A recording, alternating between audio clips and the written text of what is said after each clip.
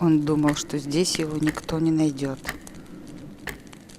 Он просто хотел немного тепла и покоя. Но есть те, кто приходит даже после смерти.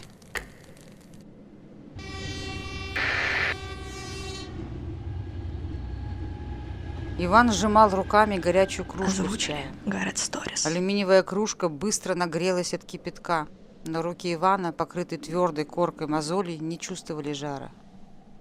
Он смотрел в стену с отчаянием, сжав губы.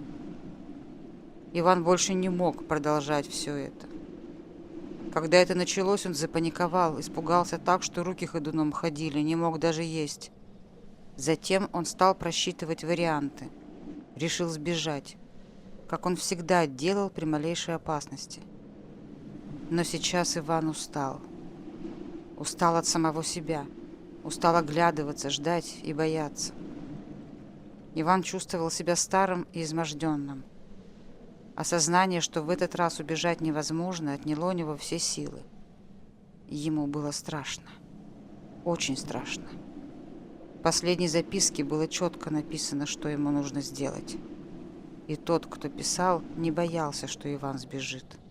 Наоборот, он был уверен, что другого выхода у него, у Ивана, не было. И был прав.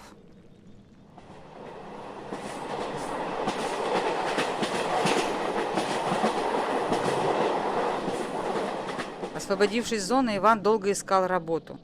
Подрабатывал на стройках, грузил вагоны. Бывало, что и не платили, обманывали. Часто бомжевал и голодал. Дома у него не было. С женой Валюшей они так и не смогли купить жилье, не успели. А материна старая изба в деревне рухнула. Иван после зоны сразу поехал туда, на малую родину. Но там его никто не ждал. Деревня была практически пустая. Молодые там уже не жили, все разъехались. Остались самые упорные старики. Они еще помнили Ивана и его мать. Какое-то время Иван пожил у соседки, бабки Марфы, помог ей по хозяйству. Но пенсия у стариков в деревнях такая мизерная, что не то что Ивана кормить, им бы аккуратно дожить и суметь на похороны отложить немного. Работы в деревне для Ивана не было, а оставаться и поднимать хозяйство матери из руин – нет, не таков был Иван. Ему бы где рубль полегче да подлиннее. Руки у Ивана росли из правильного места, но вот работать он не любил. Всегда избегал ответственности и умел ее перекладывать на чужие плечи.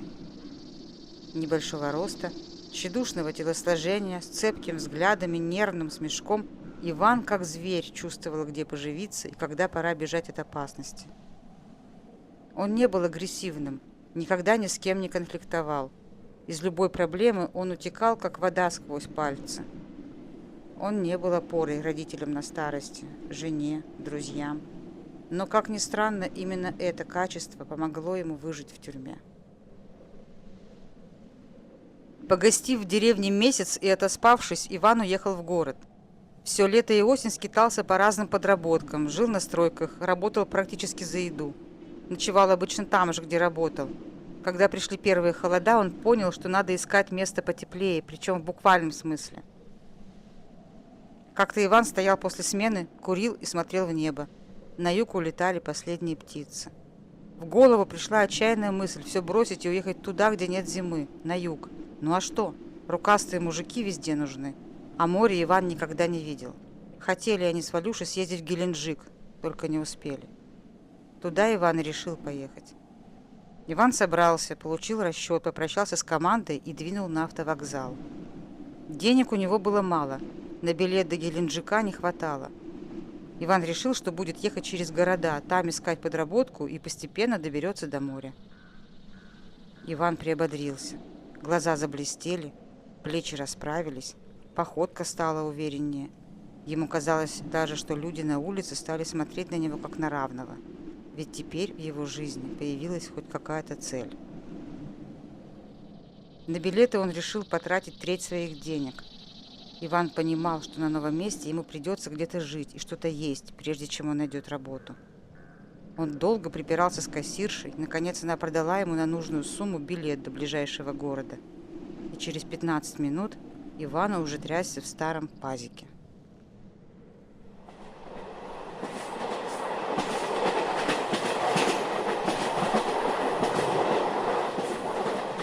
автобусе Иван заснул.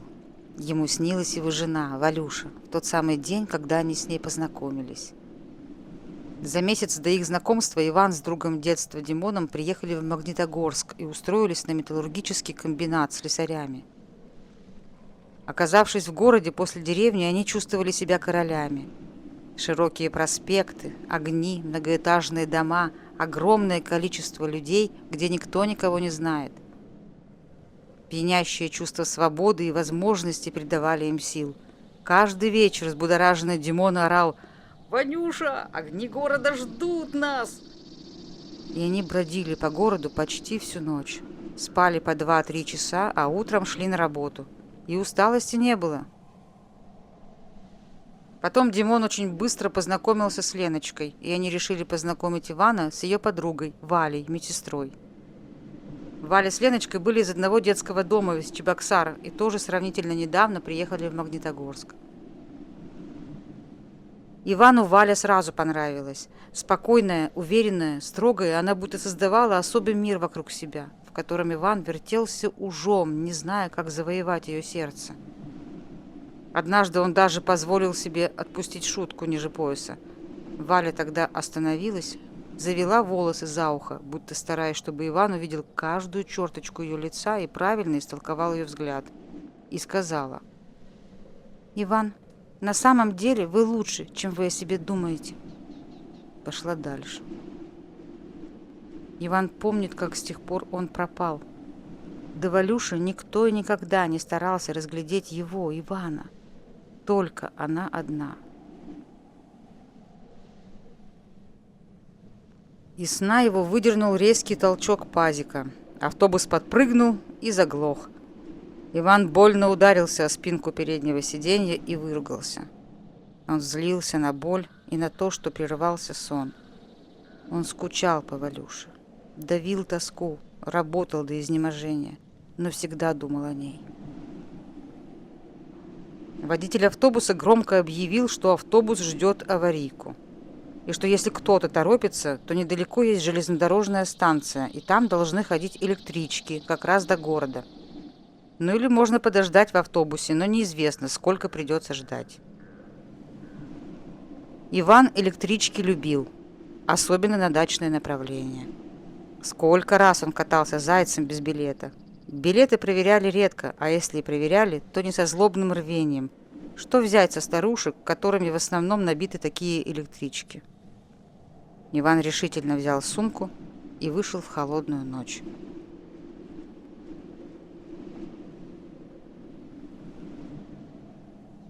До поселка он дошел быстро.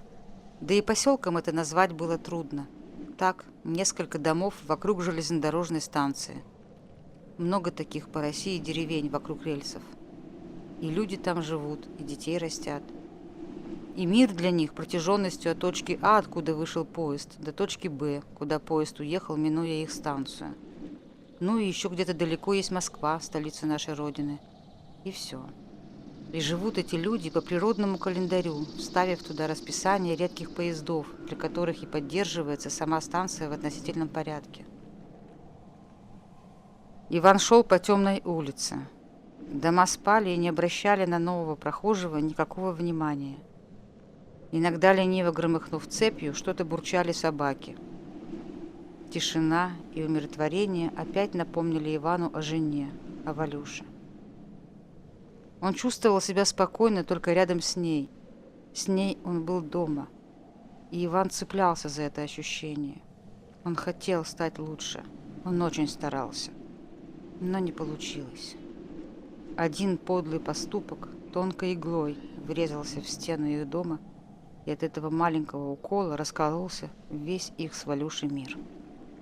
В конце улицы Иван увидел свет. Там находилась станция, единственное освещенное здание в деревне в это время суток. Иван знал, что на таких станциях всегда есть люди. И можно подождать электричку в тепле. Он продрог, проголодался, но на ходу есть он не любил. К еде Иван всегда относился уважительно. Как бы он ни торопился и где бы ему ни приходилось обедать, он садился и вдумчиво ел. Валюше это нравилось.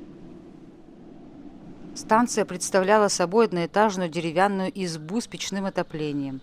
Из трубы шел дым, и Иван, увидев это, заторопился в тепло.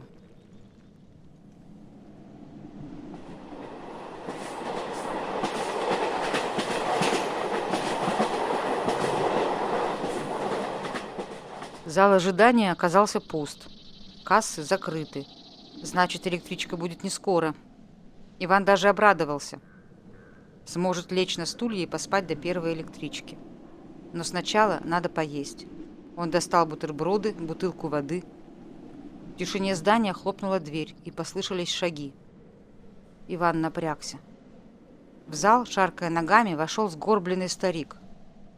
Он подошел к Ивану, остановился. Вечер добрый, мил человек. Редко кто бывает тут у нас в такое время. Уж извини, по должности обязан спросить. Дежурный по станции я. Так откуда и куда, мил человек, путь держишь?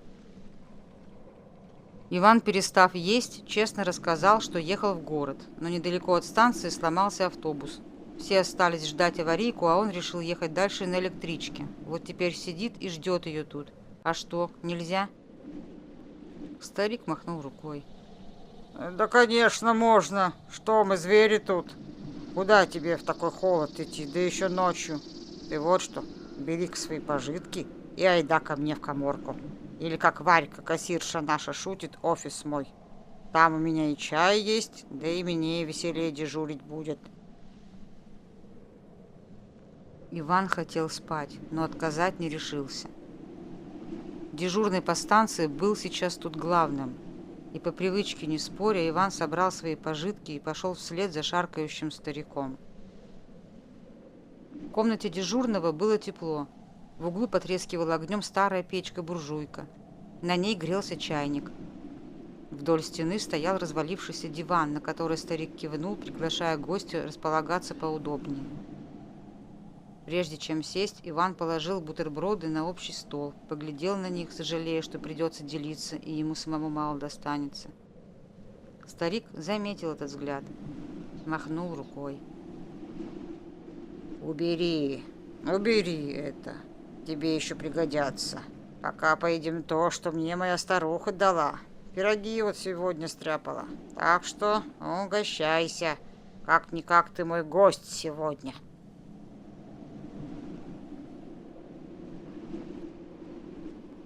Старик достал из корзины пироги. Сытный, плотный запах мясного пирога унес Ивана в прошлое воспоминание. Утро воскресенья. Чистая, улыбающаяся Валюша достает пирог с мясом и картошкой из духовки. Он тянется рукой, и она шлепает его по ней, говорит, что пирогу надо отпыхнуть. А потом он ест пирог, наполняя счастьем с каждым куском. От воспоминаний внутри Ивана лопнул огромный пузырь с тоской, и она растеклась в сердце. И было ее так много, что потекла она слезами.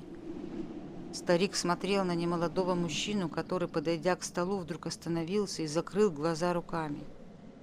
Многое видел этот старик в своей трудной жизни, а поэтому сразу узнал и тоску, и отчаяние, и пустоту внутри этого мужчины. Он, крякнув, встал, налил чаю в большую кружку и поставил перед Иваном. Пей и рассказывай. Свободней дышать станешь. И Иван неожиданно для себя стал рассказывать. Он говорил, а слезы текли, не переставая, по морщинистому лицу. Он не обращал на них никакого внимания. Изредка дрожащей рукой вытирал их, прихлебывал чай и торопливо говорил. Иван выливал на старика потоки прошлого счастья, и в каждой минуте той жизни была она, Валюша. Он не говорил о ней ни с кем последние 15 лет. Он и сам не ожидал, насколько для него было важным рассказать о Валюше хоть кому-то. Любовь к ней заполняла все его тщедушное, немолодое тело.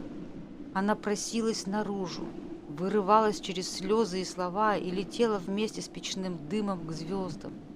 А вместе с ней, казалось, летел и Иван. А где сейчас-то она, твоя Валюша? Вопрос старика заставил Ивана жестко рухнуть обратно на землю, осознав, кто он есть на самом деле. А на самом деле он душегуб. Из-за него Валюши больше нет. Он сгубил ее, и никакие 15 лет тюрьмы не вернут ее.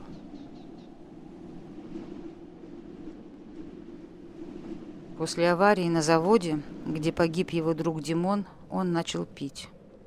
Пить до беспамятства. И чем больше он не помнил, тем больше он пил. Он будто старался смыть водкой ту аварию, унесшую жизнь лучшего друга. Валюша сначала относилась понимающе к его горю. Но все это не заканчивалось. Иван пил весь год, потерял работу. Стал требовать у нее деньги на водку, ошивался с бомжами, пил, не разбирая все, что дают, валялся под заборами. Валюша сначала бегала, искала его, приводила домой, отмывала. А он отталкивал ее и старался опуститься еще ниже, наказывая себя за смерть друга. А потом в его чуть прояснившееся сознание ворвалась новость. Прошел суд по аварии, и виновным признан его друг Димон. В тот день он напился так, что не помнил ничего. Абсолютно ничего. Очнулся, когда ломали дверь в их съемную квартиру. Он был в крови, в руке нож, а рядом то, что когда-то было его Валюшей. С того дня Иван не пил ни разу.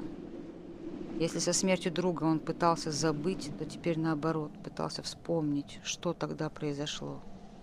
Боялся, очень боялся, но считал очень важным, чтобы каждая минута жизни его Валюши была сохранена. Даже самое страшное, даже в памяти человека, оборвавшего ее жизнь навсегда.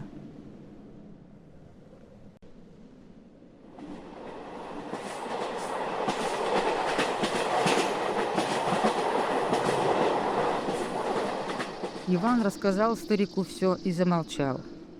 Старик, не говоря ни слова, пил чай. Молчаливая пауза затянулась. Иван понял, что сказал лишнего, и ему пора уходить. Эх, жаль. Раскис, как дитё малое. Одно радовало.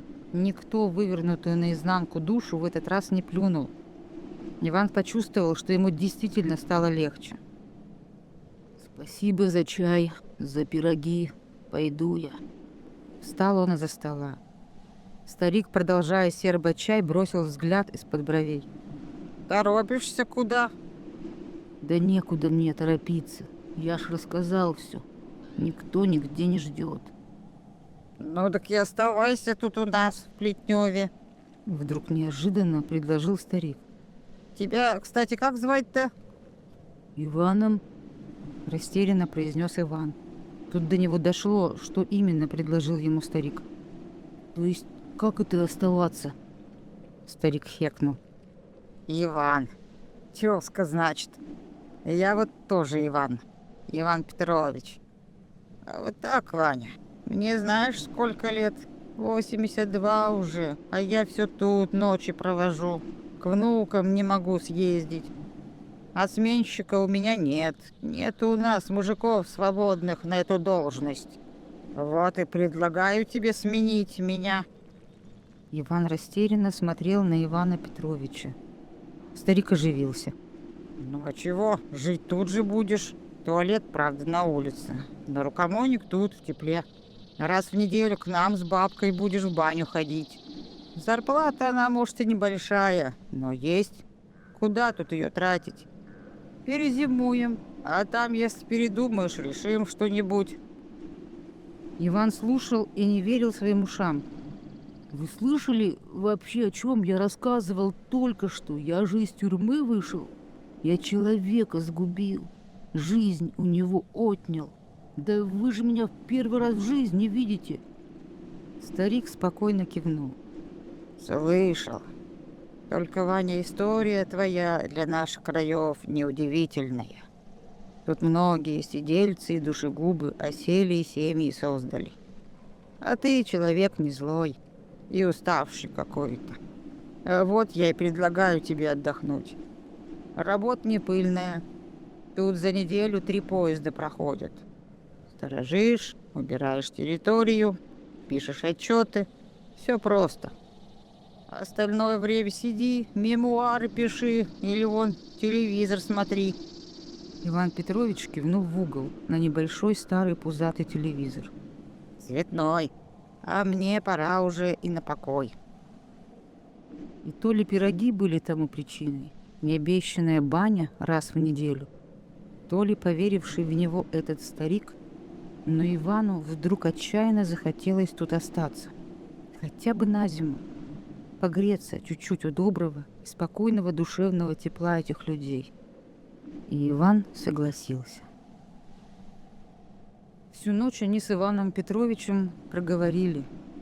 Иван Петрович водил его по территории, учил, как заполнять журналы, показывал, где ключи, где что, где как. Утром пришла кассирша Варенька, улыбчивая румяная женщина 45 лет. Иван Петрович представил ей своего тезку, соврал, что старый знакомый. Понизив голос, сообщил, что не женатый. Варины щеки вспыхнули. Она, мазнув сердитым взглядом Ивана Петровича, строгим, напоминающим Валюшу голосом, попросила у Ивана документы. Иван передал. Варя задержала взгляд на справки об освобождении. Петрович буркнул. И чего ты там не видела? У бати твоего такая же. Варя сжала губы, потом вздохнула и пошла оформлять Ивана на должность нового дежурного по станции.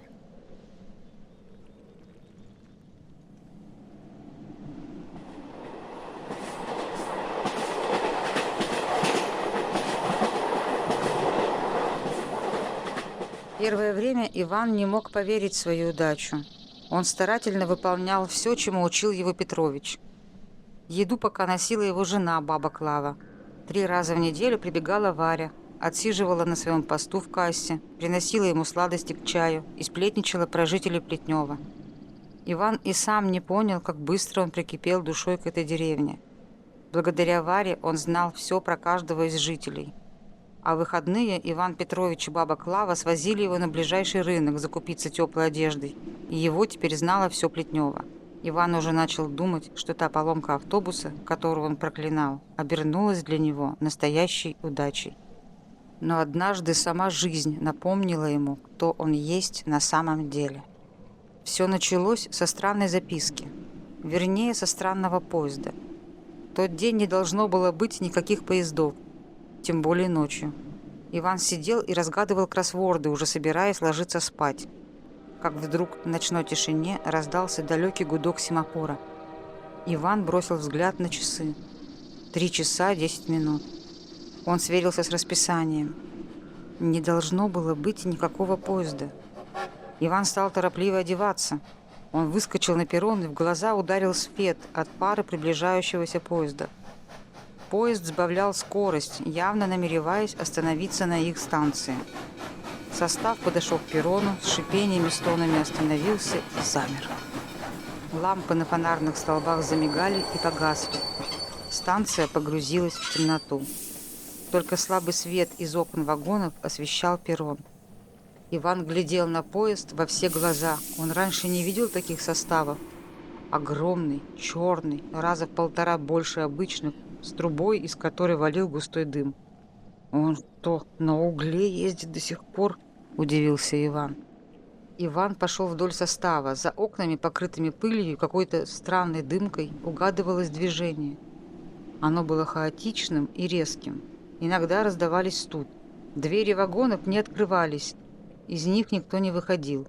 Подождав 5 минут, поезд загудел и, скрипя колесами, тронулся с места. Хаотичное движение за окнами вагонов ускорилось.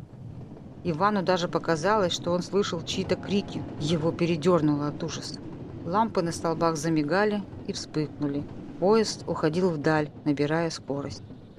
Иван проводил взглядом странный поезд и медленно, с мыслями о нем, побрел к себе в каморку. Ужасный поезд все еще стоял перед глазами, пока Иван раздевался и наливал себе чай. Он встряхнул головой, решив спросить о нем утром у Петровича, и повернулся к кроссворду. Книжка с кроссвордами была закрыта, а на ней лежала записка, на которой печатными буквами было написано: «Привет, Ванюша!» Иван вздрогнул. Что за шутки? Кто это такой шутник? Варя, что ли? Или Петровичу не спится и по привычке пришел меня проверить? Иван вышел, обошел здание, территорию вокруг него. Никого не было. Решил спросить завтра у Петровича и с этими мыслями лег спать. Спал тревожно, ворочался. На другой день сбегать к Петровичу и спросить не получилось. Прибежала растрепанная Варя, сообщила, что на днях будет проверка и надо здесь навести полный порядок. Они мыли, чинили, красили, ремонтировали почти до полуночи. Перед ее уходом Иван спросил Варю, не оставляла ли она ему ночью записку. Показал ей ее. Варя посмотрела на записку, сказала, что почерк какой-то детский. И вообще, шутки у Ивана дурацкие и могут быть лучше. Почти как Валюша сказала. И убежала домой. А Иван стал ждать. На душе было тяжело. Он смотрел на записку, и она ему очень не нравилась. Умерли уже все те, кто мог звать его Ванюшей. Он впервые пожалел, что бросил курить. Чтобы успокоиться, он взял кроссворд и уставился в него. Он перечитывал несколько раз задания, но буквы плясали и не складывались в слова. Иван вздрогнул. Он услышал далекий гудок семафора. На часах было 3 часа 10 минут. И он вспомнил это время. Это было время смерти его Валюши в документах, которые он читал и не верил им. Руки Ивана дрожали так, что он не мог попасть в рукав куртки. Страшный поезд приближался. Свет во всем здании моргал не переставая. Плюнув на куртку, в одном свитере он выскочил на перрон. Поезд уже останавливался со стонами, терзая рельсы. Иван побежал вдоль состава. Взгляд метался по окнам. Губы беззвучно шептали имя той, которая, умерев, забрала и его жизнь тоже. А двери вагонов снова не открывались, и никто из них не выходил. Через 5 минут поезд зашипел и натужно двинулся прочь. Лампы на столбах бешено замигали, а Иван упал на колени и заорал вслед поезду. «Валюша, ты где?» Рельсы не издавали ни звука. Лампы замерли, освещая ровным светом небольшой участок перрона. Иван тяжело встал, отряхнулся и поплелся в каморку. Зайдя в помещение, он сразу бросил взгляд на стол. На нем лежал новый клочок бумаги. На нем печатными буквами было написано: «Помнишь Магнитогорск?» Иван держал записку, и осознание накрывало его с головой. Это его Валюша. Она нашла его. В эту ночь Иван так и не ложился. Утром его было не узнать. Он осунулся, постарел, сгорбился. Настороженно и затравленно смотрел вокруг, словно искал кого-то и не мог найти. В следующие 3 дня не должно было быть никаких поездов. Варя не прибежит. Петрович с бабой Клавой уехали к внукам, обеспечив Ивана едой на неделю. Но Ивану ничего не было нужно. Он как потерянный бродил весь день по станции и повторял имя жены. Он ждал ночи и боялся ее. Услышав гудок семафора, он уже не глядел на часы. Иван знал, какое сейчас там время. Он тяжело встал и поплелся на перрон выполнять обязанности дежурного по станции. Адский поезд будто еще вырос в размерах.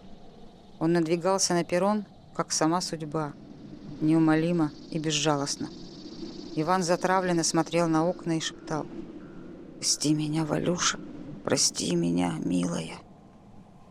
Насладившись и впитав в себя страх Ивана, поезд тяжело тронулся с места и поволок стонущие вагоны дальше. Проводив поезд, Иван медленно, походкой сломленного человека, побрел в каморку. На столе лежала новая записка: «Ты трус. Я все знаю про аварию». Губы Ивана задрожали. Он мелко закивал, будто соглашаясь с каждым словом. «Конечно, знают. Мертвые знают все. Там секретов нет. И да, он трус. Авария произошла только из-за него. Он поменял детали и сделал это специально. Только он не думал, что его подлость унесет жизни 4 человек. Димон не знал об этом ничего, обедал. Они тогда устроили соревнования с Димоном, кто лучше слесарь. кто быстрее выполнит заказ. Иван схитрил и поменял детали в заказе Димона. Думал, тот задержится, не успеет выполнить и проиграет. Поменял, пошел обедать. В это время все и случилось. Иван ничего никому не сказал, испугался тюрьмы.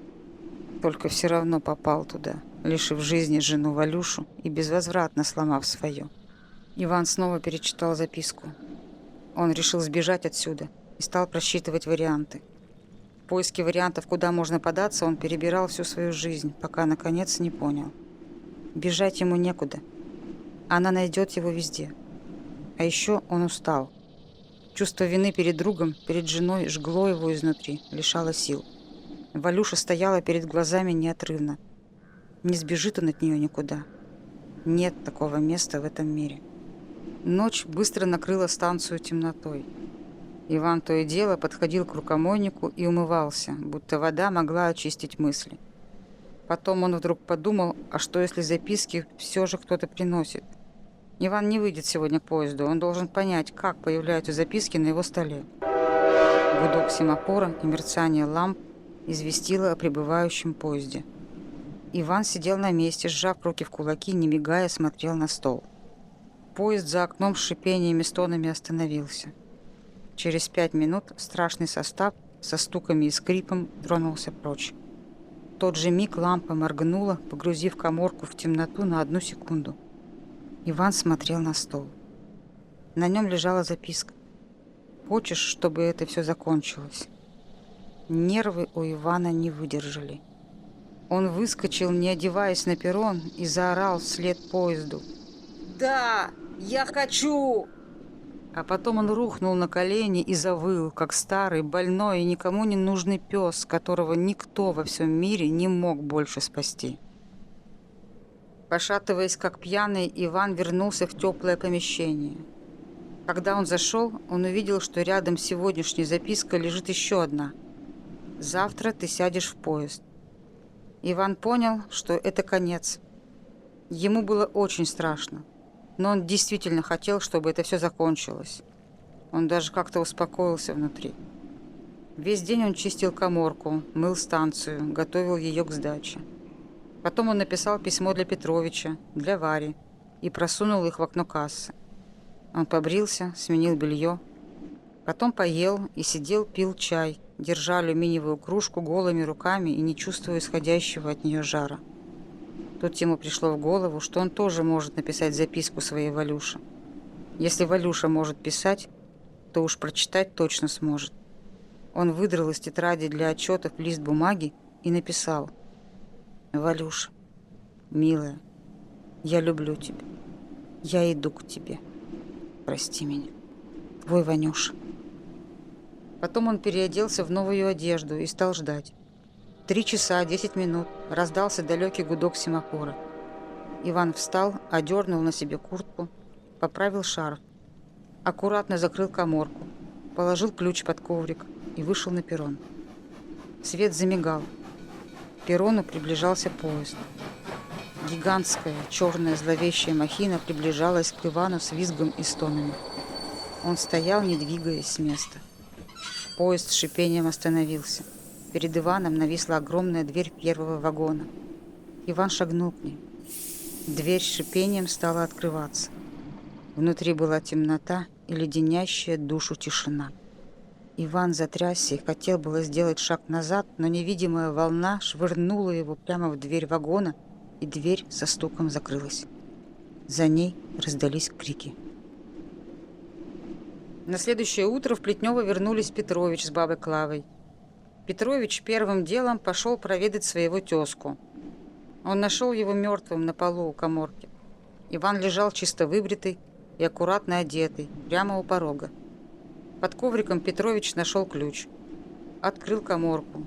Чисто вымытая посуда, накрытая полотенцем еда и лист бумаги. Петрович прочитал: «Валюша, милая, я люблю тебя. Я иду к тебе. Прости меня, твой Ванюша». А ниже женским почерком была приписка: «Милый, не садись в поезд. Это не я. Я люблю тебя. Я помогу. Твоя Валюша».